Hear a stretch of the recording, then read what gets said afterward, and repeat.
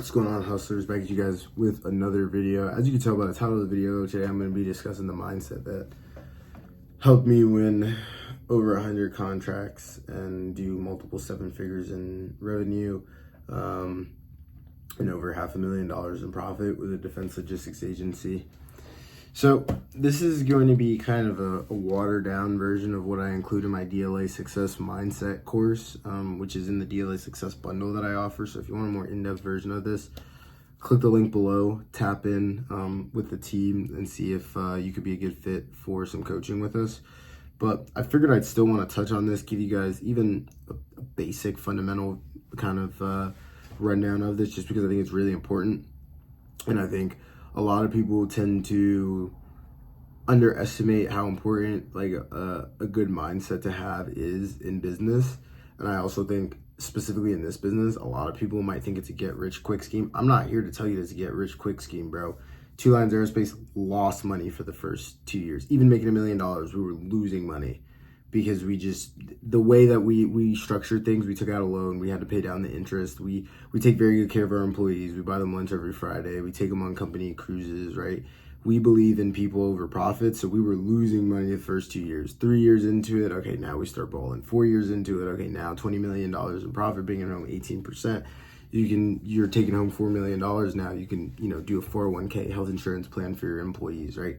This is not a get rich quick scheme. I'm not even gonna lie to you guys. I was closing deals. I wasn't even really getting commission until I really, my commission really didn't start popping off until 2 years of me being in the game. Now, mind you, this is because I was a salesperson, and the agreement that I had was I was only going to take commission on the profits. I don't take commission on the total revenue, right? So some sales jobs, you take commission on the revenue. Because this is my family business, I was like, I want to get this off the ground. I want to make sure that the other people are taken care of, because at the end of the day, my dad was providing for my family and I. So I didn't have bills. I didn't have bills to pay. I also didn't have any student loan debt because I got a scholarship, right? So I really didn't start I wasn't bringing home bacon from this really for 2 years. I was doing big numbers and the commission was coming, but I just wasn't getting paid it yet. I was like, okay, let me choose to delay it, right? So I just want to clarify, this is not a get rich quick scheme, bro. We were losing money. I'm gonna always keep it a stack with you guys. I don't get on here and try to be somebody that I'm not. I don't get on here and try to give you guys an unrealistic portrayal of what this business is. I'm just putting the information out there. If you guys choose to come along for the ride, by all means, strap in and let's get it cracking. But if not, at least you can make an educated and informed decision on kind of the thought process. You can make an educated and informed decision on if you want to get into this, and part of that educated and informed decision is kind of understanding the mindset that it takes to be successful. If you align with this, phenomenal, strap in, let's get it popping. If you don't, then click off. Then maybe after watching this video, you might want to unsubscribe from my channel or something, because you don't agree with kind of the way that my mind operates, which is fine. So this is going to be 3 things. Everything I like to do, I like to kind of establish it from a fundamental understanding, rudimentary, building blocks, right? Very, very elementary. Government contracting for dummies. Somebody should make that a book, or maybe I should make that book, or maybe I should do DLA for dummies. I don't think that's a book yet. Maybe comment down below if you guys want to see that. But I like to establish things, then I like to quantify them. Everything has to be based in numbers. I used to be a very emotional person. Once I started flying, that kind of went away, because when shit goes sideways in the plane, you can't really be emotional or else you'll die. But now, instead of my emotions, I do a lot of things based on metrics and numbers. And then after we've established and then quantified how we're going to establish this stuff, then we're going to talk about applying the mindset, right? So first things first, and I already touched on this, is a long game, bro. This is not no get rich quick scheme. Best case scenario, if you're an absolute G like Richard, or if you're an absolute G like Amos is, homie who's doing he's doing 300K, bro, and he's been in the DLA space for a little less than a year. I mean, and we're working on a couple of big projects for him. He's probably coming up on 400K by the time this video is coming out. Unless you're a G like those two guys, and even them, it's Amos is coming up on a year, right? You're not touching 7 figures in under a year. That's not happening. Realistically, it's going to take you 2 years, and that's if you're an absolute G, or if you have a team, or if you're going to go absolutely balls to the wall. This is a long game. I'm not here to sell you a get rich quick scheme. This isn't e-commerce. This isn't Shopify. This isn't trading. This is not that, all right? Understand that this is a long game. Second thing, honestly ask yourself this question, right? Since high school, what have a lot of you guys successfully completed? Like, comment down below what you've completed since high school successfully, all right? And the reason why I bring that up is because I think a lot of people underestimate hard work. A lot of people don't really know what it's like to do something hard, which is why I challenge everybody to like go run a 5K like today. And then once you've done that a couple times, then go run a half marathon, then go run a full marathon, or go get a pilot's license. You don't even, not even an airline pilot. Just go get some kind of license or qualification. I don't care what it is. Go complete something, because a lot of you guys, when I ask you what have you completed since high school, a lot of you guys can't give me an answer, and it's not a knock against you guys. It's kind of just like a societal thing. I think we've gotten softer as a society. The people's values have changed and shifted, and I think amongst those values are like we used to be a country where people would stop when they're finished instead of stopping when they're tired. Now we live in a very comforting culture of, oh, stop when it hurts. No, you stop when you're done, right? So I think a lot of you guys underestimate hard work. A lot of people that I speak to, they haven't actually completed anything since high school. They don't really understand, what it's like to do something hard. The next thing, if you want to achieve things that you've never achieved before, you're going to have to do things you've never done. And I had this conversation with a client. I'm not going to name her, but she was like, oh, I've been submitting a bunch of bids. I was like, how many bids you submit? She was like 30. I'm like, okay, how many, like 30 bids, like over what? I spoke to her like maybe a little less than a month ago. 30 bids over the course of a month. That's not enough to get it popping. That's just not enough. You submit 30 bids, DLA does 10,000 per day. Like, bro, you think it's like cold calling, bro. You think you talk to 30 people and now you're entitled to making a sale, or you're entitled to the government to give you some money? You want to make $100,000, bro? You got to solve $100,000 worth of problems for the U.S. government. And I think a lot of people misconstrue that, and they don't understand that to go somewhere you've never gone, you're gonna have to do things that you've never done. So keep that into account. Next thing is, it's a new frontier, right? Like, you've never, which I kind of just talked about actually. Never mind, that was that point. So yeah, it's a new frontier, right? So I kind of just want to put this into perspective that this is supposed to be hard. This is not supposed to be easy. If this was an easy thing, then everybody would be getting rich. Why do you think there's only 8,500 companies that win 3.7 million contracts, right? Okay, so now that we've got that out of the way, and if you've determined that you're willing to, suck it up, grind, and pay the price, so that way you can be doing 20 million, you can build a company that does $20 million a year. If you're willing to pay that price, if you're willing to do the hard stuff, if you're willing to be uncomfortable for extended periods of time, then keep watching. So let's quantify the perspective, right? The defense budget is $9 trillion. DLA spends $270 billion. 1% of $270 billion is $2.7 billion. 1% of that is $27 million. 1% of that is going to be 270,000. So I think that's a millionth of a percent, I believe a millionth of a percent, right? So if your income, if your net profit, or let's just say revenue. If your net revenue is 1/1,000,000th of a percent of the amount of money that DLA spends, you'll do $270,000 in revenue, right? Let's just say very conservatively, and trust me, if we're doing 270K, you're not going to be doing this profit margin. But let's just say you're profitable after your first year in business, 10% margin, $27,000 net cash in your pocket, right? Basically, that's $30,000 like net cash that you made in your first year. Now, it might not sound like a lot to you, but shit, you're in the green, which is way more than Two Lines Aerospace was. So you're on a better track than we were, right? So just understand that if you get a millionth of a percent, 1% of 270 billion is 2.7 billion. 10% of that is 270 million. 10% of that is 27 million. 10% of that is 2.7 million. 10% of that is 270,000. If you get a millionth of a percent, then you're in a pretty good spot. And then if it just so happens that your profit margin is 10%, then you're, also profitable, which is a lot more than most other businesses can say. Also, fun fact, I think it's like 70% of businesses fail in the first 5 years, right? So if you're profitable after your first year, just give yourself some perspective, please. Next thing, DLA buys 3 million over 3 million line items. It actually could be more. I got that number from the DLA Land and Maritime seminar. Word on the street is DLA Energy is kind of secretive, so we don't even really know what they got going on. But let's just say 3 million line items, right? So there's 3 million different items you could potentially be selling. Just because you tried the first, let's say 3, 4, or 5, and they did not work, please remove your sense of entitlement and do not think that you are because you tried 5 different things, you should now be winning a contract, right? The first thing I sold was a power strip, bro. Like literally a power strip that you can buy from Best Buy. I didn't sell anything cool. I didn't sell anything sexy. I literally had to be in business for almost 4 years before I got to sell like the first thing that I thought was like actually cool was a Gatling gun. I had to be in business for 4 years before I got to sell a sweet ass gun, right?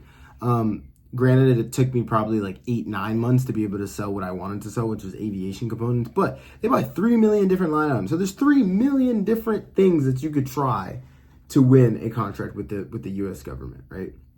Next thing, 51% of these items are unbid, or only one person bids on them, right?